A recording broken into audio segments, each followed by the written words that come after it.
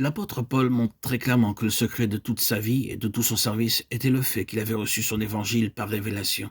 Il est même possible de connaître la Bible le plus parfaitement en tant que livre et d'être cependant mort et inefficace spirituellement.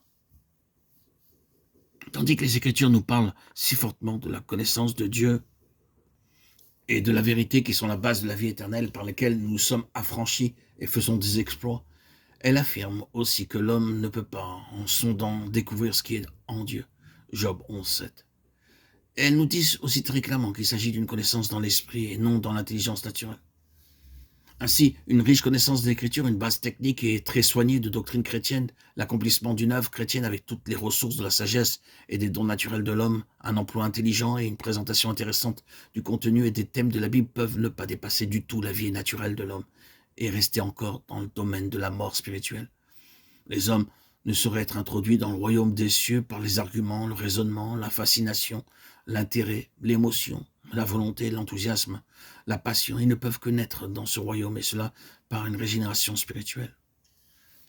La nouvelle naissance apporte avec elle des facultés nouvelles, de toutes sortes. Et la plus vitale de toutes, c'est une faculté divine.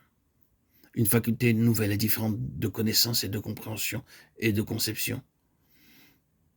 Comme nous l'avons relevé déjà, le cerveau humain n'est pas mis de côté, mais il devient secondaire et n'est non plus primordial. La fonction de l'intelligence humaine, c'est de donner aux choses spirituelles une forme intelligente pour nous-mêmes et pour les autres.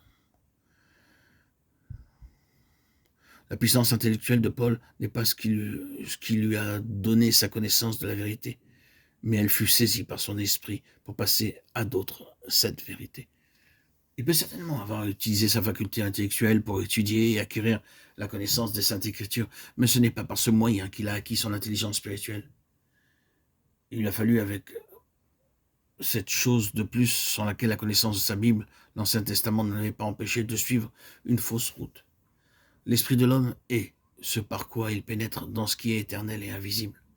L'intuition n'est donc l'organe mental de l'esprit.